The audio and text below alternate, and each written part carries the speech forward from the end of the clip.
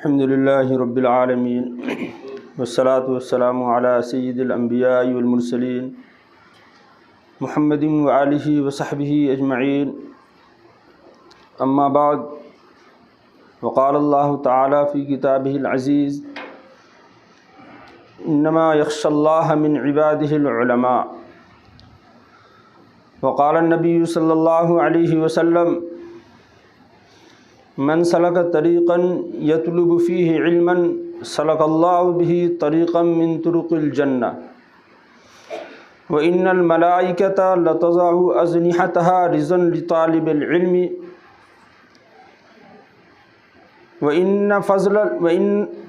وإن العالم ليستغفر له من في السماوات ومن في الأرض، والحيتان في جوف الماء، وإن فضل العالم على العابد كفضل القمر ليلة البدر على سائر الكواكب، وإن العلماء ورثة الأنبياء، وإن الأنبياء لم يورثوا دينارا ولا درهما، فمن أخذه أخذ بحظ وافر، أو كما قال عليه الصلاة والسلام۔ قابل قدر لائق صدر احترام حضرت مفتی صاحب دامت برکاتہم العالیہ اور اساتذہ عظام اور طلباء عزیز،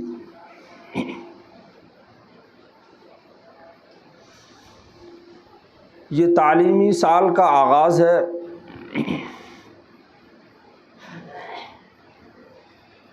اللہ تبارک و تعالی نے انتخاب فرمایا، چنا ہے، من یرید اللہ بہ خیرا یفقہہ فی الدین، اللہ تبارک و تعالی جس سے خیر اور بھلائی کا ارادہ فرماتا ہے، اللہ تعالی اس کو دین کی سمجھ عطا فرماتے ہیں۔ گاؤں میں، محلے میں، علاقے میں کتنے سارے بچے ہمارے جیسے تھے، اللہ تعالیٰ نے ان میں سے ہمیں چنا، انتخاب فرمایا۔ جس طریقے سے انسان کوئی چیز خریدنے جاتا ہے، پھل کے دکان پر جاتا ہے، بہت سارے پھل رکھے ہوتے ہیں، سیب کا ڈھیر رہتا ہے، اس میں سے انسان چنتا ہے اچھا کون ہے، بہتر کون ہے، الٹ پلٹ کے دیکھتا ہے، اس میں سے نکالتا اچھا۔ اسی طریقے سے اللہ تعالیٰ نے چنا، انتخاب فرمایا ہے، اور دیگر لوگوں میں سے انتخاب فرمایا، یہ بھی اللہ تعالیٰ کا انعام۔ اور طالب علم اللہ تعالیٰ کے نزدیک بڑا مقام ہے اس کا۔ نبی کریم صلی اللہ علیہ وسلم نے فرمایا کہ طالب علم جب چلتا ہے، اپنے گھر سے نکلتا ہے، تو اس کا کیا مقام ہے، وہ ویسی ہے گویا کہ وہ جنت کے راستے پر چل رہا ہے۔ من سلک طریقا یطلب فیہ علما سلک اللہ بہ طریقا من طرق الجنہ، انسان علم کے حاصل کرنے کے لیے نکلا، یہ نکلنا، اس نکلنے کو اللہ تعالیٰ نے اتنا بڑا مقام عطا، وہ علم حاصل کرے گا، اس کی جو فضیلت ہے وہ تو الگ ہے، اس صرف نکلنے اور چلنے کو اللہ تعالیٰ وہ جنت کے راستے پر چلنے کا، اللہ کے نبی صلی اللہ علیہ وسلم نے فرمایا کہ وہ جنت کے راستے پر چل رہا ہے۔ اور حدیث پاک کے اندر فرمایا کہ فرشتے جیسے مقدس جماعت، کہ اللہ تعالیٰ نے نورانی مخلوق بنایا فرشتوں کو، کہ وہ تو ایسے کہ لا یعصون اللہ ما امرہم، اللہ کے مرضی کے خلاف تو وہ کر ہی نہیں سکتے، ایسی نورانی مخلوق۔ وہ نورانی مخلوق ان طالب علموں کے لیے اپنے پروں کو بچھاتے ہیں، یعنی یہ اعجاز اور اکرام ہے۔ جب انسان کسی کے یہاں جاتا ہے تو وہ اس کے استقبال کے لیے کھڑے ہو جاتے ہیں، گھر کی صفائی، اور اس کے لیے کھڑے ہو جاتے ہیں کہ وہ مہمان ہمارے آ رہے ہیں۔ تو یہ اکرام کے فرشتے جیسی مقدس جماعت ان کے لیے اکرام میں اپنے پروں کو بچھاتے ہیں۔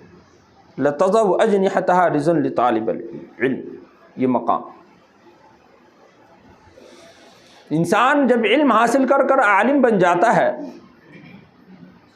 تو آسمان و زمین کی جو چیزیں ہیں، جو مخلوقات ہیں، جن کی زبان بھی ہم نہیں سمجھ سکتے، نہیں جان سکتے، وہ مخلوقات بھی ان کے لیے دعائیں کرتی ہیں۔ وَإِنَّ الْعَالِمَ لَيَسْتَغْفِرُ لَهُ مَنْ فِي السَّمَاوَاتِ وَمَنْ فِي الْأَرْضِ، آسمان و زمین کے اندر جتنی ساری چیزیں ہیں، چاہے وہ چرند ہو، پرند ہو، جانور ہو، در و دیوار ہو، یہ سارے پیڑ پودے ہو، ساری چیزیں ان کے لیے دعائیں کرتی ہیں۔ یہ کتنی اہم بات ہے کہ یہ سارے ہمارے دعاؤں میں لگے رہتے ہیں۔ اور اس کی کیا فضیلت، اور آگے حدیث پاک کے اندر فرمایا کہ وَإِنَّ فَضْلَ الْعَالِمِ عَلَى الْعَابِدِ كَفَضْلِ الْقَمَرِ لَيْلَةَ الْبَدْرِ عَلَى سَائِرِ الْكَوَاكِبِ۔ ستارے بہت سارے ہیں، ان ستاروں کے اندر چاند بھی ہے، اور چاند بھی 14ویں رات کا چاند ایک عبادت گزار ہے، اس کی بھی ایک اللہ کے نزدیک بڑا مقام ہے۔ لیکن علم حاصل کرنے والے جو عالم بن جاتا ہے، اس کا کیا مقام؟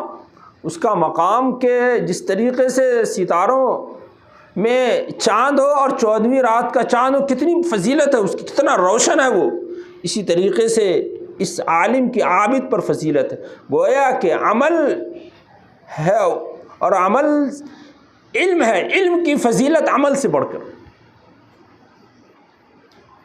اور یہ انبیاء علیہم السلام کے وارثین، انبیاء علیہم السلام دنیا کے اندر سب سے مقدس ذات جو ہوتی ہے وہ نبی کی ذات ہوتی ہے، سب سے مقدس ذات۔ اس مقدس ذات کے وارث یہ علماء کرام ہیں، علم حاصل کرنے والے۔ وَإِنَّ الْعُلَمَاءَ وَرَثَةُ الْأَنْبِيَاءِ، یہ علماء یہی وارث ہیں انبیاء علیہم السلام کے۔ اور وراثت کس چیز میں؟ کوئی مال و دولت میں نہیں۔ دنیا کے اندر بیٹا اگر مالدار باپ ہے، اس کا وارث ہوتا ہے وہ مال کے اعتبار سے، اس کے پاس بڑی پراپرٹی تھی، اب وہ مر گیا تو دوسرے کے پاس منتقل ہو گئی، بیٹے کے پاس، اب وہ بیٹا اس کا وارث ہو گیا۔ تو یہاں وہ اس طریقے سے نہیں، یہ وراثت علم کے اعتبار سے۔ انسان جب علم حاصل کرتا ہے، اگر قرآن حفظ کر لیا، یاد کر لیا، تو اب اس کا سینہ نبی کے سینے کی طرح ہوگا۔ نبی کے سینے میں قرآن تھا، اس کا سینہ بھی نبی کے سینے کی طرح ہوگا، مشابہت ہوگی نبی کے سینے کی۔ اور ایک بچہ حافظ ہو جاتا ہے تو اللہ تعالیٰ کے نام میں سے ایک صفاتی نام کو اپنے اندر وہ لے لیتا ہے۔ الحافظ اللہ تعالیٰ کی صفاتی نام ہے، گویا کہ اپنے اندر وہ اللہ کی صفت کو لے لیتا ہے، تو یہ نبی کے وارث ہو جاتے ہیں اگر انسان علم حاصل کر لیتا ہے۔ تو یہ فضیلت ہے، حدیث پاک کے اندر مختلف طریقے سے علم کی یہ فضیلت ذکر کی۔ اب یہ ہے کہ طالب علم کی یہ فضیلت ہے، بڑی فضیلت ہے۔ اب یہ ہے کہ انسان کے ساتھ شیطان بھی لگا ہوتا ہے، وہ رکاوٹیں ڈالتا ہے، مختلف طریقے سے رکاوٹیں ڈالتا ہے کہ کسی طریقے سے یہ علم سے بھٹک جائے، ہٹ جائے، یہ عالم نہ بن پائے۔ تو وہ رکاوٹوں کو دور کرنا یہ بھی ہے۔ گھر کے اندر انسان محل بنائے، خوبصورت محل، تو وہاں جو گندگی آئے اس کو بھی صاف کرنا ضروری ہوتا ہے۔ تو رکاوٹ علم کے اندر جو رکاوٹ بنیادی طور پر دو چار باتیں جو ہے وہ سب سے پہلی چیز وہ معصیت ہے، گناہ۔ یہ علم کے اندر بڑی رکاوٹ پیدا کرنے والی چیز۔ امام شافعی رحمۃ اللہ علیہ نے اپنے استاد امام وکیع سے شکایت کی، شکوت الی وکیع سوء حفظی فاوصانی الی ترک المعاصی فان العلم نور من الہی ونور اللہ لا یعطی لعاصی۔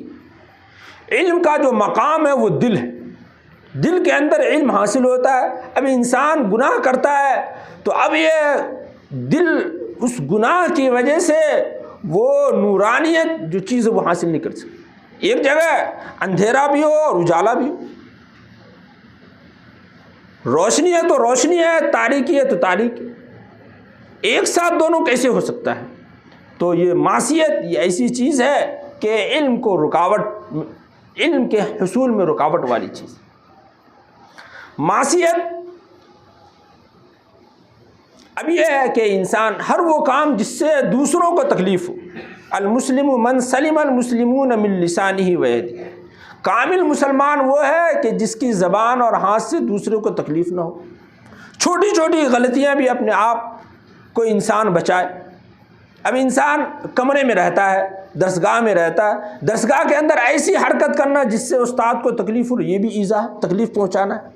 کمرے کے اندر اپنے ساتھیوں کے ساتھ گندا سندا رہتا ہے اور طالب علم صاف رہتا ہے، یہ گندا سندا رہتا ہے، دوسروں کو تکلیف ہو رہی، دوسرے ساتھیوں کو تکلیف، یہ بھی ایذاء مسلم ہے، یہ بھی گناہ ہے۔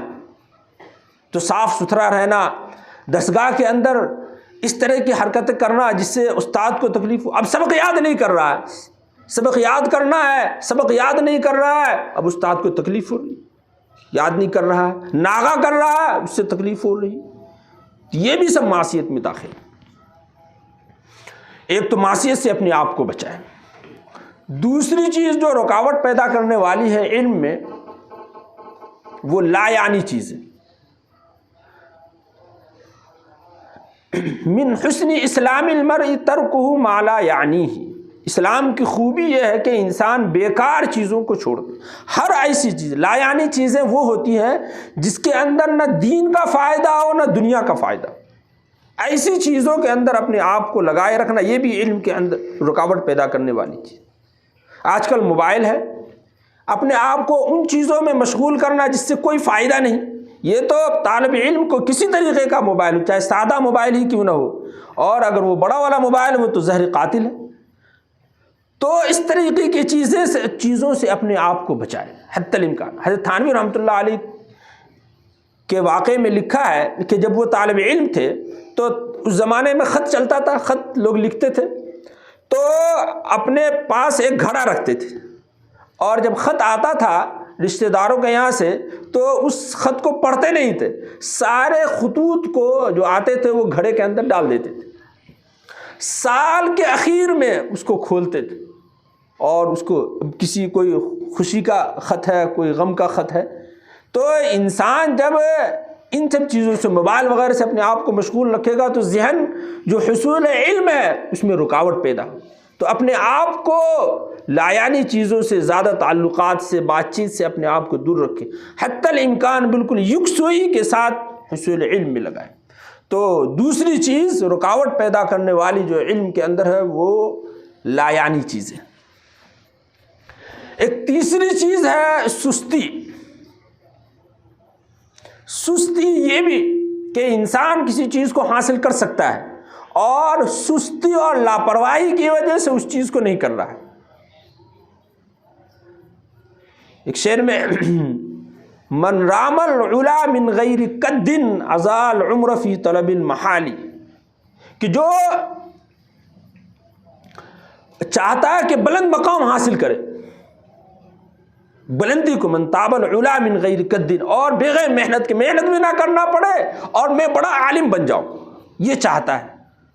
تو فرمایا کہ ازال عمر فی طلب المحال، اپنی زندگی کو ایک محال چیز کے حصول میں وہ ضائع کر رہا ہے، کہ جو چیز حاصل نہیں ہو سکتی اس میں اپنے آپ کو لگائے رہا ہے۔ تو محنت سے اپنے آپ کو جینا چورا ہے، جو کرنا ہے تو کرنا ہے، سبق یاد کرنا ہے تو کرنا ہے،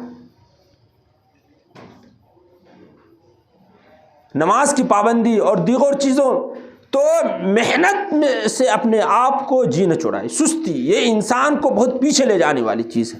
تو رکاوٹ، سستی یہ انسان کو حصول علم میں رکاوٹ پیدا کرنے والی ایک تیسری چیز۔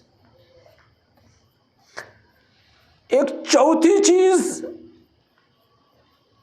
بھی رکاوٹ پیدا کرنے والی، یہ آخری چیز کو بیان کر کے بات ختم کرتا ہوں۔ چوتھی چیز ہے بے ادبی۔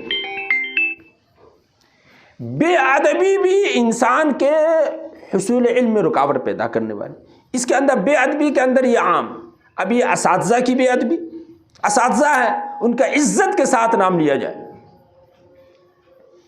یہ نہیں ہے کہ ویسے نام پکار رہے، نہیں، پورے احترام کے ساتھ، عزت کے ساتھ تمام اساتذہ کا، مدرسے کے اندر جو بھی ہیں وہ سب اساتذہ میں داخل ہیں، سبھی کا، چاہے وہ ہمیں پڑھاتے ہیں وہ بھی استاد ہیں، اگر ان کے پاس گھنٹہ نہیں ہے، نہیں پڑھاتے ہیں، وہ بھی استاد، وہ بھی قابل احترام۔ یہ نہیں کہ وہ تو ہم کو پڑھاتے نہیں ہیں، ہم ان کے سامنے ہم کیوں ان کا کیوں عزت احترام کریں؟ نہیں، سب لائق احترام۔ وہ مدرسے کے اندر عالم ہے، حافظ ہیں، یہ ایک تو حافظ یا عالم یا قاری ہونا یہ خود احترام کی چیز ہے، اور جب وہ مدرسے کے اندر ہے تو وہ خود، یہ مدرسہ جو ہے یہ ماں کے پیٹ کی طرح ہے۔ ماں کے پیٹ سے جو بچہ پیدا ہوتا ہے، جو بچہ جس طریقے کا، اگر کوئی بچہ لنگڑا پیدا ہوا، لنگڑا تو وہ ہمیشہ لنگڑا ہی رہے گا، اگر اندھا ہے تو ہمیشہ اندھا ہی رہے گا، اگر کوئی بہرا ہے یا گونگا اگر پیدا ہو گیا تو وہ گونگا ہی ہے۔ تو یہ مدرسہ ایک ماں کے پیٹ کی طرح ہے، انسان جس طریقے سے اپنے آپ کو یہاں ڈھالے گا، وہ بقیہ زندگی میں وہ اسی طریقے سے وہ رہے گا۔ وہ سوچے کہ یہاں میں چاہوں جیسے چاہوں زندگی لنگڑے لولے کی طرح میں اپنی زندگی گزار لوں، اور بعد میں خوب اچھا بن جاؤں گا، میری صحت ہو جائے گی، میرے ہاتھ پیر اعضاء، جس طریقے سے وہ بچہ ہے نا پیدا ہوا غلط طریقے سے معذور، اور بعد میں سوچے اچھا، وہ اس طریقے سے نہیں ہوتا۔ اسی طریقے سے مدرسے کی زندگی وہ ماں کے پیٹ کی طرح ہے، تو اپنے آپ کو انسان اسی طریقے سے خوبصورت اور اچھے انداز سے ڈھالے، تبھی وہ بعد کی جو زندگی ہوگی وہ اس کے لیے اچھی ہوگی۔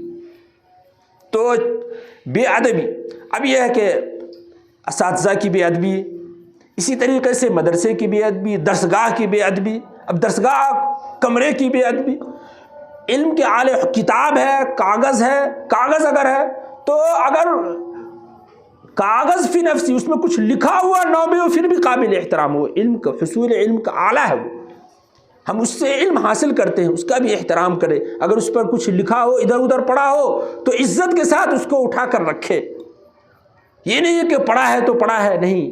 تو جتنے بھی علم کے حاصل کرنے میں جو چیزیں ہیں، طباعی ہے، یہ بھی ہمارے لیے، ہم اس پر کتابیں رکھتے ہیں، یہ بھی ہمارے لیے یعنی یہ کہ ادب کی چیز ہے۔ تو جتنی بھی چیزیں حصول علم میں ہو وہ ان سب چیزوں کی عزت، تو بے ادبی کسی بھی چیز کو جو ہمارے علم کے حاصل کرنے کا ذریعہ ہے، ان تمام چیزوں کی بے ادبی بھی حصول علم میں رکاوٹ کی چیز ہے۔ تو میں نے مختصر طور پر یہ 4 باتیں ذکر کی، ایک تو معصیت رکاوٹ کی چیز، دوسرے لایانی چیزوں میں مشغولیت، تیسرے سستی اور کاہلی، اور چوتھی بے ادبی۔